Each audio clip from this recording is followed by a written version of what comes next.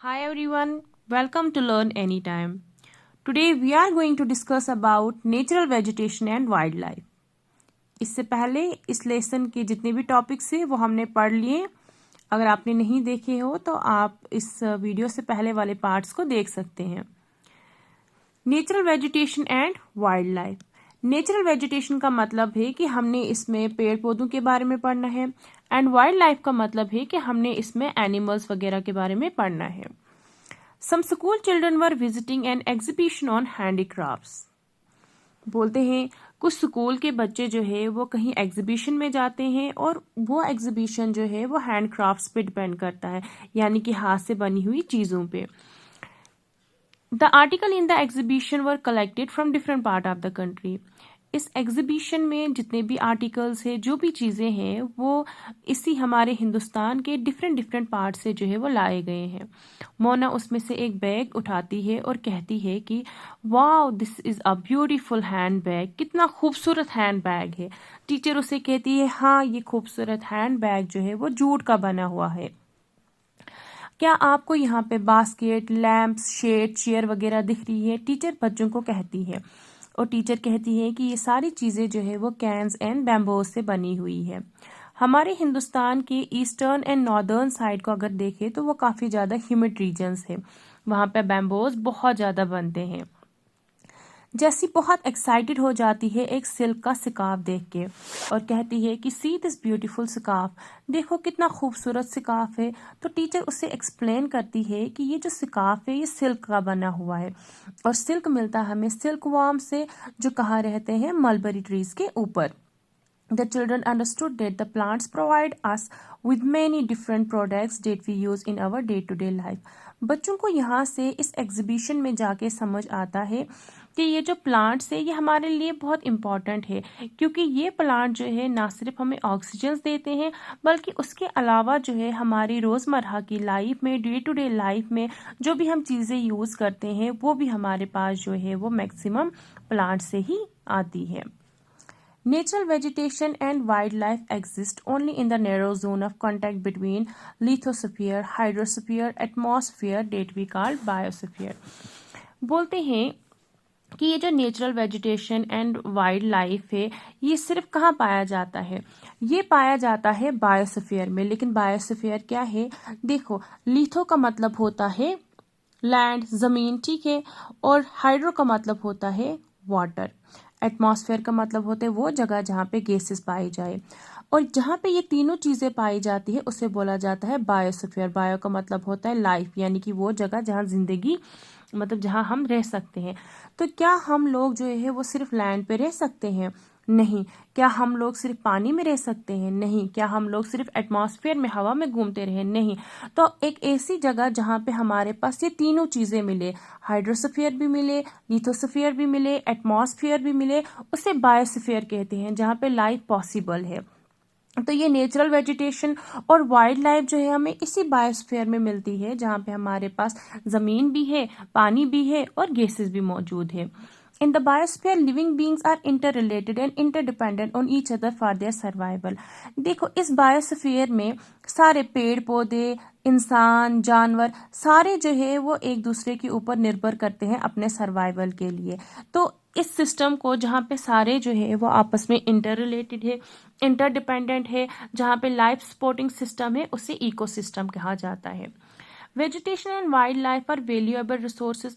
Vegetation भी and wildlife भी, पेड़ पौधे भी और जानवर भी हमारे लिए बहुत इंपॉर्टेंट रिसोर्सेज है। प्लांट से हम लोगों को बहुत सारी चीज़ें मिलती है। प्लांट्स हमें टिम्बर्स देते हैं, शेल्टर देते हैं जानवरों को। प्लांट से हमें ऑक्सीजन मिलता है जो हम ब्रीथ करते हैं। प्लांट जो है वो प्रोटेक्ट करते हैं सॉइल को लैंड स्लाइडिंग होने से या फिर सॉइल इरोजन होने से। प्लांट्स की वजह से जो है वो हमारे पास डिफरेंट डिफरेंट तरह के क्रॉप्स पाए जाते हैं, शेल्टर बेड्स मौजूद होते हैं and help to storage of underground water. और इसी की मदद से जो है वो हम अंडरग्राउंड वाटर को स्टोर भी कर सकते हैं। प्लांट से हमें फ्रूट्स मिलते हैं, नट्स मिलते हैं और बहुत सारी चीज़ें मिलती है। मेडिसिन्स मिलती है, गम्स मिलते हैं, ऑयल मिलता है। प्लांट बहुत ज़्यादा इंपॉर्टेंट है। इसी प्लांट से हमारे पास जो है वो पेपर भी मिलते हैं, जिस पेपर के ऊपर हम लिखते हैं या फिर पढ़ते हैं। तो प्लांट्स के इन्यूमरेबल यूजेस है, यानी कि प्लांट्स के अनगिनत यूजेस है। अभी वाइल्ड लाइफ में जानवर आते हैं, बर्ड्स आते हैं, पक्षी वगैरह, छोटे छोटे इंसेक्ट्स आते हैं, कीड़े मकोड़े, और एक्वेटिक लाइफ फॉर्म भी, पानी में रहने वाले जो जानवर है, पानी में रहने वाली चीज़ें जैसे मछली है, वेल वगैरह है। इन्हीं जानवरों से हमें मिल्क मिलता है, मीट मिलता है, हाइड्स मिलती है, खाल वगैरह, वूल मिलता है। इंसेक्ट जैसे कि बीज है, ये हमें हनी प्रोवाइड करती है, शहद प्रोवाइड करती है और हेल्प करती है फ्लावर्स को पॉलिनेशन में, और इम्पॉर्टेंट रोल प्ले करती है इकोसिस्टम में, एक इम्पॉर्टेंट रोल प्ले करते हैं as a decomposer in the ecosystem. अब पॉलिनेशन किसे कहते हैं? जैसे ये बीज जो है वो फ्लावर के ऊपर बैठती है, फ्लावर से जो है इसका रस चूस लेती है और वहाँ से सीड्स वगैरह भी लेके चली जाती है, फिर दूसरी जगह जब बैठती है उन सीड्स को वहाँ पे डालती है, तो वहाँ पे जो है वो नए फ्लावर्स बन जाते हैं, उसे पॉलिनेशन कहते हैं। Birds feed on insect and act as decomposer as well. Even birds जो है वो छोटे छोटे कीड़े मकोड़े खा लेती है, वो भी डिकम्पोजर का काम करती है, इसलिए ये भी बहुत इंपॉर्टेंट है।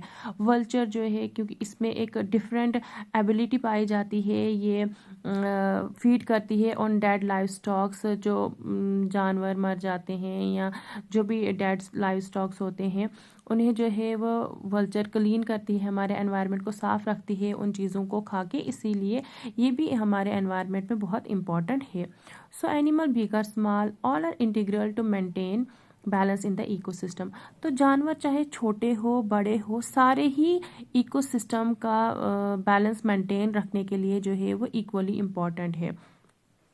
हर एक जानवर जो है वो बहुत ही ज़्यादा अहम है, बहुत ही ज़्यादा इम्पॉर्टेंट है। Distribution of natural vegetation. जो हमारी नेचुरल वेजिटेशन है यानी कि पेड़ पौधे हैं, इसकी ग्रोथ टोटली डिपेंड करती है टेम्परेचर के ऊपर और मॉइस्चर के ऊपर। The major vegetation type of the world are grouped as, जो हमारे नेचुरल वेजिटेशंस है उनको ग्रुप्ड किया गया है 4 कैटेगरीज में: forest, grasslands, scrubs and tundra. In the area of heavy rainfall huge trees में थ्राइव। वो जगह जहाँ पे बहुत ज़्यादा बारिश होती है वहाँ पे बड़े बड़े पौधे बनते हैं। The forest are thus associated with areas having abundant water supply. तो वो जगह जहाँ पे बारिश बहुत होती है वहाँ पे बड़े बड़े पेड़ होते हैं, वहाँ पे पानी की सप्लाई भी बहुत ज़्यादा होती है, अबेंडेंट फॉर्म में पाई जाती है क्योंकि वहाँ पे बारिश होती है। As the amount of moisture decreases. अब जहाँ पे हैवी रेनफॉल होती है, बहुत ज़्यादा बड़े बड़े पेड़ पौधे पाए जाते हैं, उसे हम फॉरेस्ट कह सकते हैं। और वो एरिया जहाँ पे मॉइस्चर जो है वो डिक्रीज हो जाता है, बारिशें कम पड़ती है, वहाँ पे जो ट्रीज़ है उनका साइज़ भी छोटा हो जाता है, जो उनकी डेंसिटी है यानी कि उतना घना जंगल जो है वो नहीं होता है, छोटे छोटे ट्रीज़ होते हैं, ग्रास जो है वो उस रीजन में उगती है बिकॉज ऑफ मॉडरेट रेनफॉल। उस एरिया को कहा जाता है ग्रासलैंड। जहाँ पे बहुत ज़्यादा बारिश पड़े, जहाँ पे बहुत बड़े बड़े ट्रीज़ हो, काफ़ी ज़्यादा डेंस फॉरेस्ट हो, वो फॉरेस्ट वाले एरिया आएगा। जहाँ पे मॉइस्चर कम होता है, बारिश कम पड़ती है, वहाँ पे पेड़ पौधे कम होते हैं, तो उसे कहा जाता है ग्रासलैंड। जिस तरीके से यहाँ पे भी एक एग्जाम्पल दी हुई है कि ग्रासलैंड की फिगर दी हुई है कि ग्रासलैंड कैसा होता है, जहाँ पे छोटे छोटे पेड़ पौधे उगते हैं। थॉर्नी श्रब्स आर, अब थॉर्नी श्रब्स अगर हम देखें, जो छोटे छोटे कांटेदार पेड़ बनते हैं, छोटे छोटे कांटेदार स्क्रब्स बनते हैं, वो उस एरिया में बनते हैं जहाँ पे बारिश बहुत कम होती है और काफ़ी ज़्यादा ड्राई एरिया रहता है। जैसे हम राजस्थान की बात कर सकते हैं कि राजस्थान में जो है वो बड़े बड़े पेड़ पौधे कम देखने को पाए जाते हैं, वहाँ पे कैक्टस वगैरह पाया जाता है और उसमें जो है वो काफ़ी ज़्यादा कांटे होते हैं, लेकिन कांटों के साथ जो है वो वैक्सी सरफेस होती है। एलुवियल को आप देख सकते हो, एलुवियम को, या फिर कैक्टस को देख सकते हो कि कैक्टस का जो प्लांट होता है उसके ऊपर जो है वो कांटे ज़रूर होते हैं, लेकिन उसकी सरफेस काफ़ी ज़्यादा वैक्सी कोटेड सरफेस होती है। ये इसलिए होती है ताकि जो थॉर्न होते हैं उसके ऊपर जो कांटे होते हैं वो इसलिए होते हैं ताकि वो अपने आप को प्रोटेक्ट कर सके बाकी जानवरों से। Tundra vegetation of cold polar region comprise the mosses and lichen. अब जो टुंड्रा वाला है, टुंड्रा वाला रीजन पड़ता है कोल्ड एरिया में। जैसे अगर हम एक फिगर बनाएंगे, जैसे इक्वेटर है हमारा, ये इक्वेटर है, इक्वेटर के ऊपर जो है वो आता है टॉरस जोन, उसके ऊपर आता है फिर ट्रॉपिक ऑफ कैंसर, फिर आता है आर्टिक सर्कल, फ्रिजिड जोन। तो ये वाला एरिया जो है इधर पे भी और इधर पे भी ये आता है हमारे पास कोल्ड रीजन। यहाँ पे जो है वो टुंड्रा वेजिटेशन पाई जाती है। Today there are many more people in the world. आज के टाइम अगर हम देखें तो वर्ल्ड की पॉपुलेशन काफ़ी ज़्यादा बढ़ रही है। पिछले 2 सेंचुरीज की अगर हम बात करें तो पॉपुलेशन बहुत बढ़ गई है। अब इस पॉपुलेशन के बढ़ने की वजह से जो है वो उनकी नीड्स भी बढ़ गई है। अब जब उनकी नीड्स बढ़ गई है तो अब नीड्स के लिए, उनकी नीड्स को फुलफिल करने के लिए हमें ज़्यादा से ज़्यादा जो है वो एग्रीकल्चर करना पड़ रहा है। उस वजह से बहुत सारे फॉरेस्ट को जो है वो क्लियर करके उसे एग्रीकल्चरल लैंड में कन्वर्ट कर दिया गया है।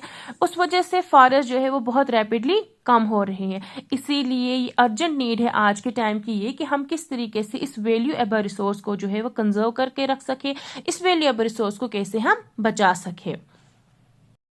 Conservation of natural vegetation and wild life. Conservation of natural vegetation and wild life का मतलब है कि हम किस तरीके से जो है वो नेचुरल वेजिटेशन और वाइल्ड लाइफ को जो है वो बचा के रख सकते हैं।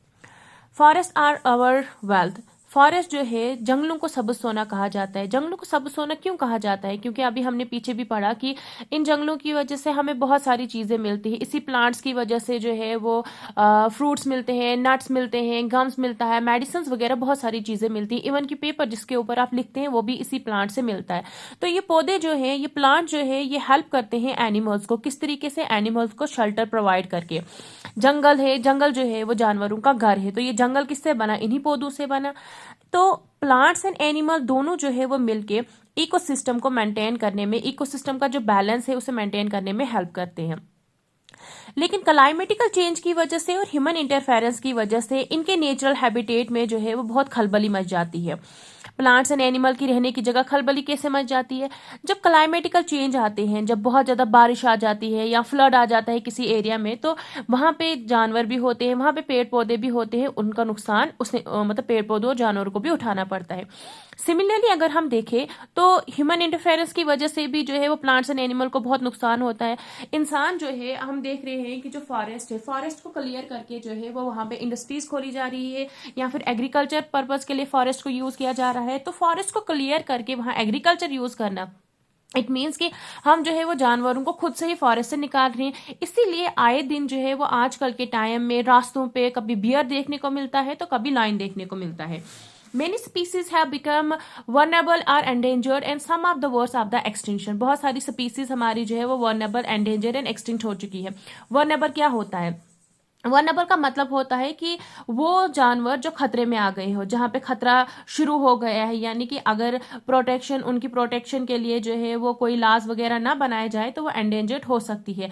जैसे हमारे पास पोलर बियर है, पोलर बियर का नंबर जो है वो कम हो रहा है, वो वनएबल कैटेगरीज में जो है वो आ रहे हैं। फिर है हमारे पास एंडेंजर्ड। एंडेंजर्ड का मतलब होता है कि वो स्पीसीज जो बहुत ज्यादा खतरे में चली गई हो।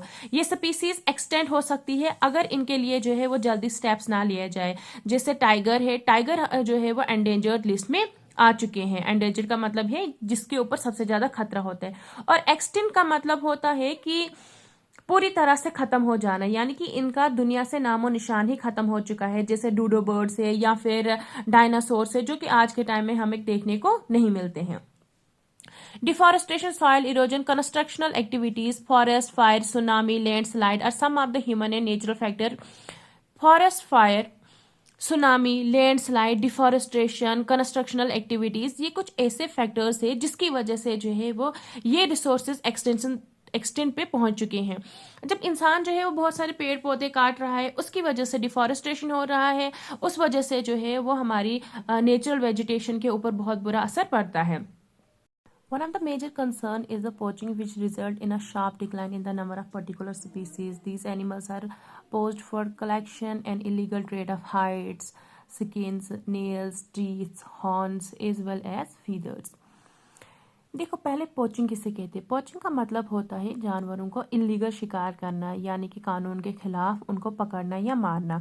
लोग अक्सर पैसे कमाने के लिए उनकी स्किन्स को, दांत को या फिर हड्डी वगैरह को जो है, मतलब बॉडी के डिफरेंट पार्ट्स को जो है वो बेचते हैं। जैसे टाइगर है, टाइगर की स्किन के लिए जो है वो मतलब उसे मारा जाता है, या एलिफेंट के दांतों के लिए जो है उसे मारा जाता है। तो हिंदुस्तान में पोचिंग जो है वो टोटली इलीगल है। Some of these animals are tiger, जैसे टाइगर है, लॉयन है, एलिफेंट है, डियर है। ऐसे जानवरों की जो है वो पोचिंग की जाती है ताकि इनके जो खाल है, स्किन है, टीथ वगैरह जो है उनको लेके भेजा जा सके। This can be conserve by increasing awareness. इन चीज़ों से बचाया जा सकता है जानवरों को अगर हम लोगों को जो है वे अवेयर करें, लोगों को बताएं कि ये सारी चीज़ें करना इलीगल है और ये हमारा ड्यूटी बनती है, हमारा फ़र्ज़ है कि जानवरों को भी जो है वो उनकी लाइफ जीने दे। नेशनल पार्क, इसीलिए नेशनल पार्क्स बनाए गए हैं, वाइल्ड लाइफ सेंचुरीज बनाई गई है, बायोस्फीयर रिजर्व्स बनाए गए हैं ताकि इन natural vegetation and wildlife को जो है वो प्रोटेक्टेड रखा जा सके। Conservation of creeks, lake and wetland is necessary. Equally जो हमारे पास वाटर बॉडीज है उनको भी जो है वो डिप्लीशन से बचाना, पानी जो इम्पोर्टेंट रिसोर्स है उससे भी जो है वो कंजर्व करना बहुत ज़्यादा ज़रूरी है। अगर ये सारा बैलेंस जो है वो हमारे एनवायरनमेंट में रहा, जहाँ जानवर भी, इंसेक्ट्स भी, पेड़ पौधे भी, इंसान भी जो है फुली अपनी लाइफ को सही तरीके से गुजारे और दूसरे को जो है कोई नुकसान ना पहुँचाए, तो हमारा एनवायरनमेंट जो है वो बिल्कुल डिस्टर्ब नहीं होगा, हमारा एनवायरनमेंट जो है वो बैलेंस रहेगा। लेकिन ह्यूमन एक्टिविटीज़ कुछ पार्ट्स में जो है, हिंदुस्तान के कुछ पार्ट्स में, बहुत सारी जगहों पे ह्यूमन एक्टिविटीज़ की वजह से इस नेचुरल वेजिटेशन में, नेचुरल हैबिटेट्स में जो है वो डिस्टर्बेंस हो जाती है, जो हमने पीछे भी पढ़ी कि डिस्टर्बेंस क्यों होती है। Due to indiscriminate killing, birds को, जानवरों को, पक्षियों को जो है वो मारा जाता है, उस वजह से ये एनिमल्स या तो एक्सटिंक्ट हो रहे हैं या एंडेंजर स्पीसीज में आ रहे हैं। तो लोगों को हमने अवेयर करना है कि इन जानवरों को भी, इन बर्ड्स को भी जो है वो इनकी लाइफ जीने दो, इन्हें तंग नहीं करो। अवेयरनेस प्रोग्राम्स लाइक फॉरेस्ट्री, और इसके लिए अवेयरनेस प्रोग्राम जो है वो स्टार्ट करने हैं, जैसे वन महोत्सवा है। वन महोत्सवा, वन का मतलब होता है फॉरेस्ट, फॉरेस्ट के रिलेटेड जो है वो कुछ कंपेन्स किए जाते हैं। मतलब एक तरह का अगर हम देखें, एक फेस्टिव जैसा फॉरेस्ट का मनाया जाता है, जहाँ पे लोकल लेवल पे, कम्युनिटी लेवल पे लोगों को बताया जाता है कि फॉरेस्ट हमारे लिए कितने इंपॉर्टेंट्स है। Some school children should be encourage, कुछ बच्चों को जो है जू वगैरह लेना चाहिए, नेशनल पार्क्स वगैरह लेना चाहिए।